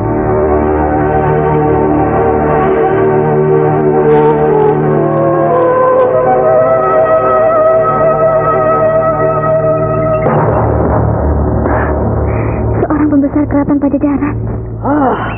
Meskipun kau seorang punggawa dari Keraton Pajajaran, aku tidak takut. Yang menyuruh kau takut siapa? Lalu, kenapa kau ikut campur? Ikut campur atau mengganggu? Jangan soalin punggawa. Aku tahu kau ikut campur. Kau juga tergiur oleh Lasmini yang Baheno. Sudahlah, jangan banyak basa-basi. Belak-belakan saja. Kau dulu atau aku dulu? Bereskan. Berdebah. Kau anggap aku apa, ha? Aku akan bertarung sampai mati. Daripada jatuh ke dalam pelukan kau manusia kadal. Kau diam saja, Lasmini. Terima beres saja. Kadal busuk. Bagaimana, punggawa? Kau terima tawaranku? Kau sudah mendengar sendiri jawabannya. Nona Lasmini menolak mentah-mentah. Jadi janganlah memaksakan kehendak. Aku menolak 7 turunan. Kalau dengan aku, menolak juga. Kau... Nah, singkil yang jagoan. Nona Lasmini yang manis dan Bahenol ini kepada kau menolak, tapi kepadaku tidak. Jadi kau boleh pergi. Aku mau berduaan saja dengan Nona Lasmini. Waya busuk. Iya.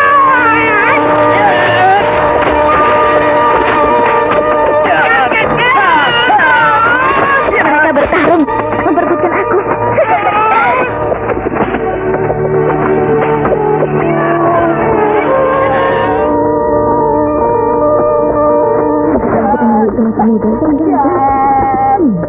Badannya kekar, jantan, kulitnya putih. saya juga. Memang kita bertarung. Punggawa kita Nyali yang masih muda itu memiliki ilmu silat yang tinggi. Dengan mudah dia menjinakkan singkil yang kanan. Nah, singkil terdesak. Dia sudah tidak bisa menyerang lagi. Dia cuma bisa menangkis sambil mundur terus. Wah, luar biasa. Cepat serangan kita Nyali itu.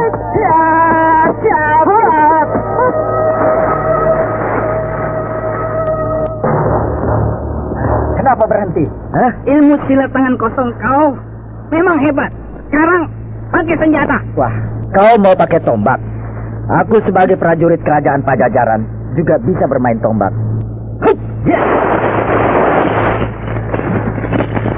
Oh, kuat sekali tenaganya.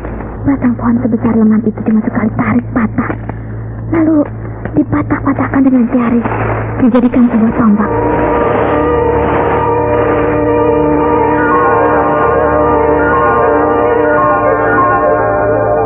Aku sudah memegang tombak. Kau besar kepala, penggawa kita Nyali. Kau tidak memandang sebelah mata kepadaku. Mau melawan aku, si tombak iblis, dengan sebuah batang pohon yang rapuh. Batang pohon ini pohon waru, kuat dan alot. Cukup untuk mengimbangi tombakmu yang mengerikan itu. Bercepah, jangan salahkan aku. Kalau hari ini aku membunuh seorang pembesar keraton Pajajaran. Si tombak iblis dari Gunung Burut memang cukup lumayan terkenal di wilayah utara. Tapi sayang, riwayatmu hari ini sudah tamat. Bang Patia!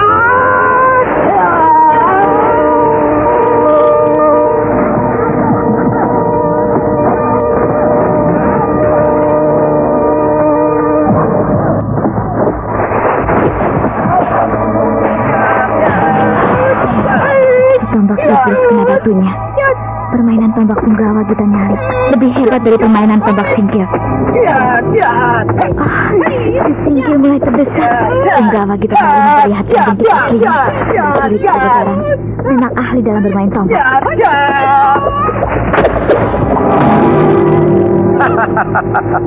Kau lupa Singkil, pasukan perang kerajaan Pajajaran yang paling ditakuti adalah pasukan tombaknya. Akulah kepala pasukan tombak Pajajaran. Pajajaran boleh bangga memiliki pasukan tombak yang terkenal, tapi aku Raja Tombak. Terimalah jurus tombak perantai ini. Singkil mengeluarkan jurus tombak berantai. Tombaknya berputar-putar cepat sekali. Punggawa kita Nyali seperti dikurung oleh beratus-ratus tombak. Hebat, ini baru lawan seimbang. Terimalah jurus tombak beliung. Punggawa kita Nyali meningkatkan serangan. Tombaknya berputar-putar terlalu cepat. Tombaknya sudah tidak kelihatan lagi. Yang kelihatan hanya gulungan sinar putih. Mataku jadi kabur. Tombak si Singkil terlempar ke udara. Lepas dari tangannya, dibentur oleh tombak kita Nyali.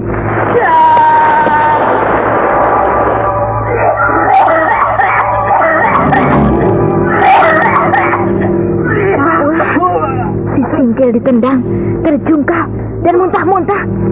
Ambil tombakmu dan lekas pergi dari sini.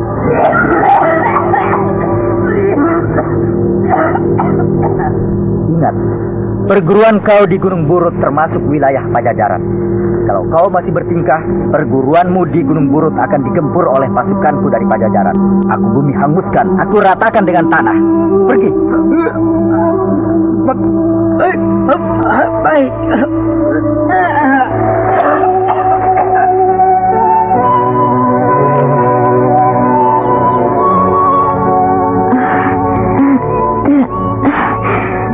Terima kasih.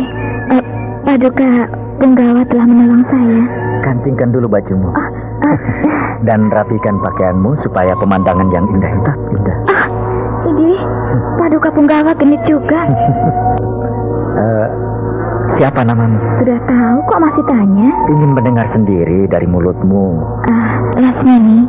Namamu bagus. Nama Paduka juga bagus, kita Nyali. Tapi tidak usah menyebut Paduka, sebut saja nama. Saya tidak berani, sebab Paduka pembesar keraton. Aku bukan pembesar, hanya pegawai rendahan. Pangkatku hanya seorang punggawa. Dibandingkan dengan saya, rakyat jelata, Punggawa sangat tinggi. Aku juga dulu seperti kau, seorang pesilat. Oh, benarkah? Ya, murid begawan Badranaya di Padepokan Talaga Bodas. Talaga Bodas? Ya. Oh, di mana itu?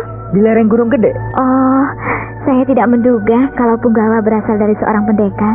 Saya bukan pendekar, cuma pesilat biasa. Punggawa merendah. Memang benar begitu, sebab sayalah yang ilmu silatnya paling rendah bila dibandingkan dengan dua saudara seperguruan saya. Oh ya? Ya. Punggawa punya saudara seperguruan? Ya, kakak perguruan saya 2 orang, yaitu Kebojalingan dan Ranggaweni. Oh, Kebojalingan, Ranggaweni. Kau tahu? Siapa yang tidak kenal dengan nama Kebojalingan, senopati perang yang sangat dikjaya di Keraton Pajajaran? Dan siapa pula yang tidak kenal dengan Ranggaweni, jawara nomor 1 di Keraton Pajajaran? Kedua orang itulah yang paling ditakuti di Pajajaran. Iya, mereka sangat terkenal. Tapi aku tidak. Itu tandanya bahwa kepandaianku di bawah kedua kakak seperguruanku itu. Tapi serendah-rendahnya saudara seperguruan Kebojalingan dan Ranggaweni, tentulah tidak akan jauh berbeda. Mudah-mudahan begitu. Saya benar-benar tidak menduga kalau Punggawa beserta Ranggaweni dan senopati Kebojalingan berasal dari kalangan rimba persilatan, murid-murid utama dari sebuah perguruan di sebuah padepokan. Iya, mungkin nasib kami sangat baik. Setelah menamatkan pelajaran di Padepokan Telaga Bodas itu, kami bertiga turun gunung, melamar pekerjaan ke Pajajaran, ingin mendharma baktikan tenaga dan pikiran kami untuk tanah air kami, Kerajaan Pajajaran. Dan kami diterima dan diberi pangkat. Kakang Ranggaweni jadi kepala jawara, Kakang Kebojalingan menjadi senopati, dan aku diberi pangkat Punggawa. Raja Pajajaran tidak gampang begitu saja memberi pangkat pada seseorang bila orang itu tidak memperlihatkan kehebatannya. Nah, tentunya Anda bertiga diuji dulu sebelum diterima menjadi anggota pasukan perang Kerajaan Pajajaran. Dan dalam ujian itu, Anda bertiga lulus dengan hebat. Ya, begitulah.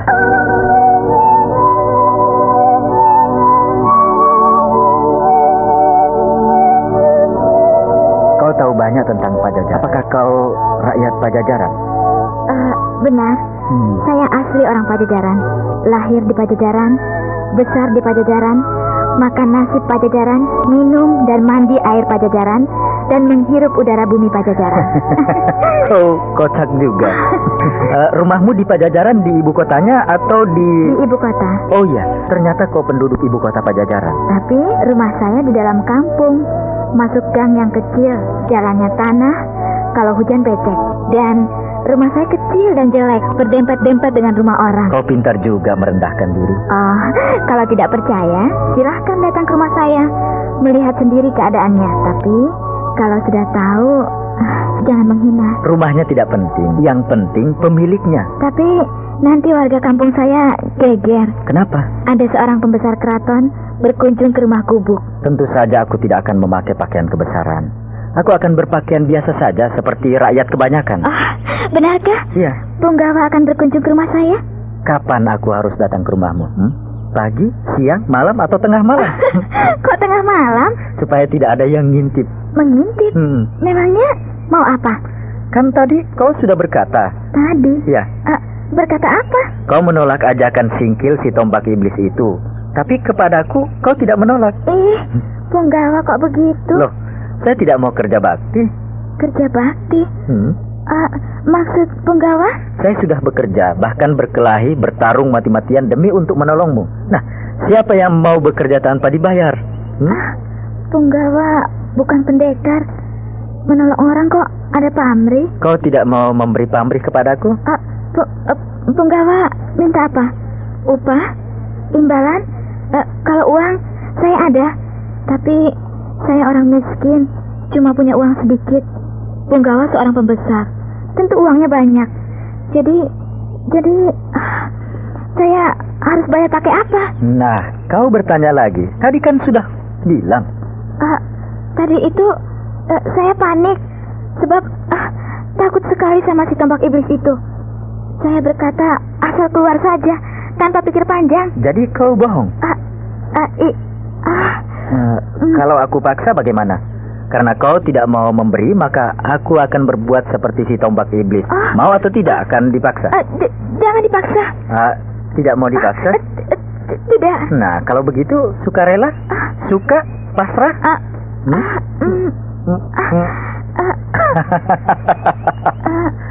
Jangan gemetar. Aku hanya bergurau. Aku senang melihat kau gugup. Tambah cantik. Lupakanlah semua itu. Nah, aku harus kembali ke keraton. Pekerjaanku masih banyak. Selamat tinggal, Nona Manis. Selamat jalan.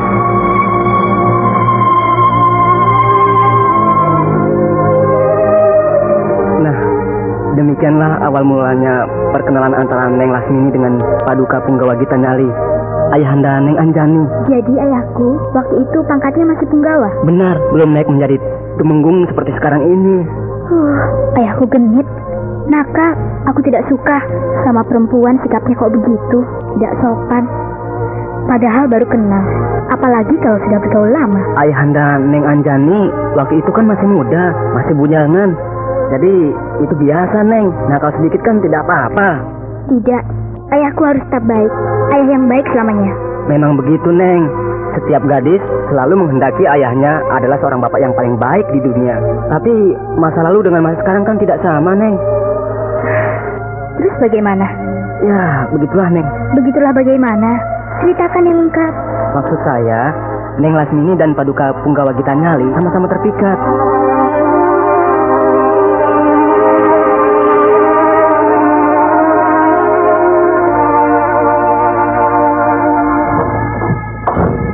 Basrin? Oh, syukurlah, Neng. Neng selamat, tidak cedera sedikit pun, tetap segar bugar. Tapi yang kalah, aku, Basrin. Neng Lasmini yang kalah. Orang yang kemarin kesini menantang aku itu seorang tokoh yang dikjaya. Namanya Singkir. Berjuluk si tombak iblis dari Gunung Purut. Oh, lalu? Aku tidak berdaya menandingi permainan tombaknya yang luar biasa. Tapi untung aku ditolong oleh seorang pembesar keraton yang dikjaya. Pembesar keraton Pajajaran? Benar. Kebetulan dia sedang meronda di daerah pinggiran. Melihat aku bertarung dengan si tombak iblis, berkat dia aku selamat. Baik sekali ya. Siapa namanya, Neng? Punggawa Gita Nyali. Wah, Punggawa. Orangnya masih muda, ganteng lagi. Badannya kekar, kumisnya tipis, senyumnya sangat menawan. Menawan ya. Dia berjanji akan berkunjung ke sini. Waduh, malu, Neng. Rumah kita ini kurang pantas dikunjungi kaum bangsawan dari keraton, Neng. Dia orangnya sederhana kok, tidak memandang harta. Wah, kalau begitu Neng Lasmini beruntung punya kenalan orang keraton. Iya, dan nampaknya dia masih bujangan. Mudah-mudahan ya, Neng, mudah-mudahan bujangan. Tapi nanti dulu. Ya. Sebab biasanya seorang abdi keraton istrinya banyak. Yang resmi memang belum ada, tapi selirnya ada di mana-mana. Itu kan bisa diatur, Neng.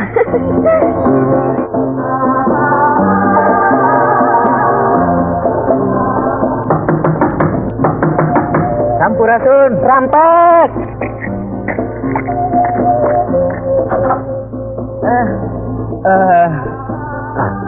Kau Basrin?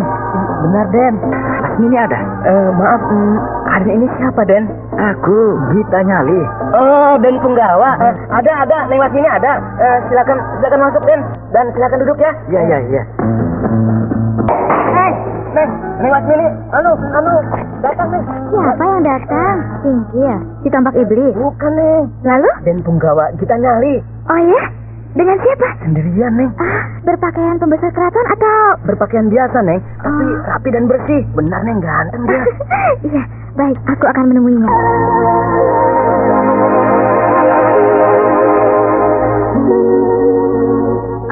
Selamat datang di rumah hamba, Paduka Punggawa yang mulia. Terima kasih, Tuan Putri yang terhormat. Saya kira Anda bergurau. Taunya datang betulan. Kalau saya sudah berjanji, maka harus saya tepati. Inilah gubuk saya, kecil dan jelek, tapi menyenangkan. Menghibur. Iya kok, biar rumah ini kecil dan sederhana, tapi asri sehingga terasa nyaman. Tapi dibandingkan dengan tinggal di keraton, jauhnya seperti bumi dan langit. Biar kecil kalau menyendiri kan enak. Daripada saya di keraton hanya menumpang, bukan milik saya, tapi milik kerajaan. Iya, tapi kan kalau mau, Anda dengan mudah bisa membeli rumah sendiri, yang bagus dan mahal. Sebab tinggal di keraton itu kan hanya karena tugas dan jabatan Anda sebagai punggawa. Kalau kau mau, nanti aku belikan sebuah rumah yang baik. Jangan bergurau ah. Sungguh, atau rumah ini dipugar. Saya lihat tanahnya cukup luas. Di halaman depan, samping dan belakang masih ada sisa tanah. Nah, rumah ini bisa diperbesar dan diperbagus. Tapi, Pamri. Kau tahu saja. Habis, Anda genit sih dan mata keranjang. Laki-laki semuanya mata keranjang. Bohong kalau laki-laki tidak mata keranjang.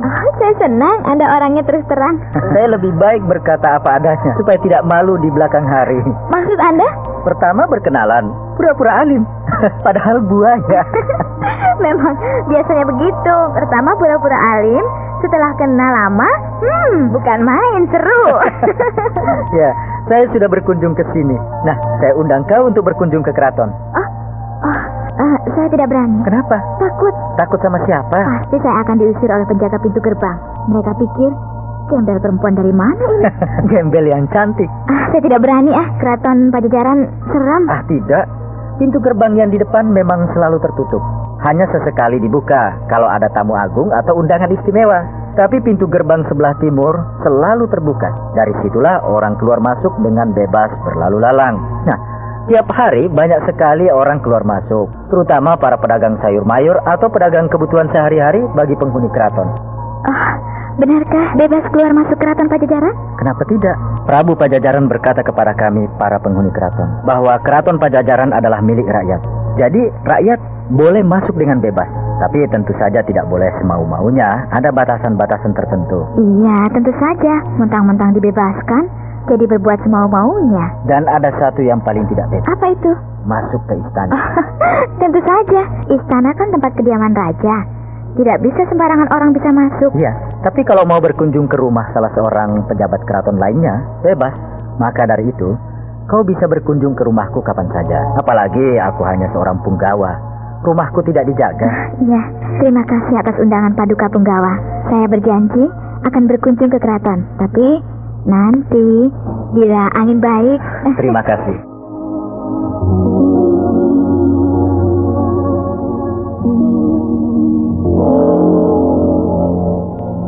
Aku lihat kau semakin akrab dengan Lasmini. Ditanya, tidak apa bukan? Tidak apa-apa. Kalau hanya sebagai sahabat biasa. Tapi kalau kau bersungguh-sungguh untuk menjadikannya sebagai istri, lebih baik berpikir 2 kali sebelum menyesal. Kenapa kau berkata begitu, Ranggaweni? Aku dengar dia bukan wanita baik-baik. Kau, maaf ya. Aku tidak berniat menghalang-halangi kau. Aku juga cuma dengar, tapi ada baiknya kau mendengar perkataan orang. Orang-orang itu cuma iri. Tapi bukan perkara itu saja.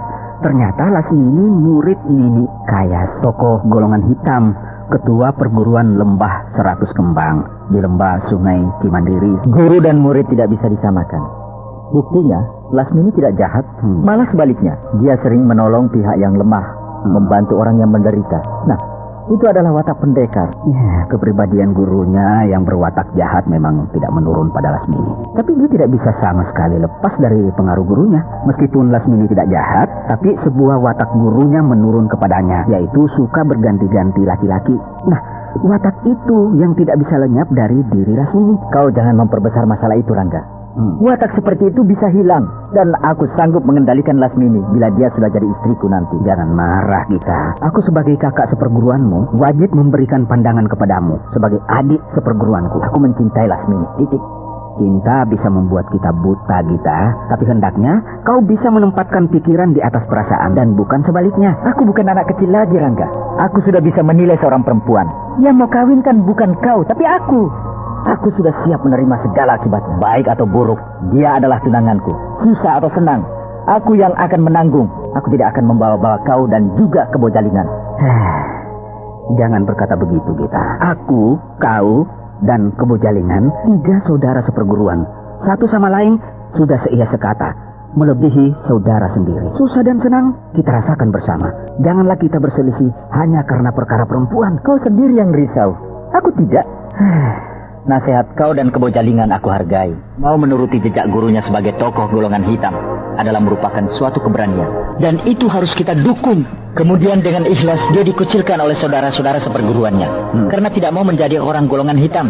Nah ya, itu adalah suatu pengorbanan yang tidak kecil. Semua itu menunjukkan niatnya yang baik. Nah, pendengar yang budiman, Marilah kita ikuti lanjutan serial Sandiwara Radio ini.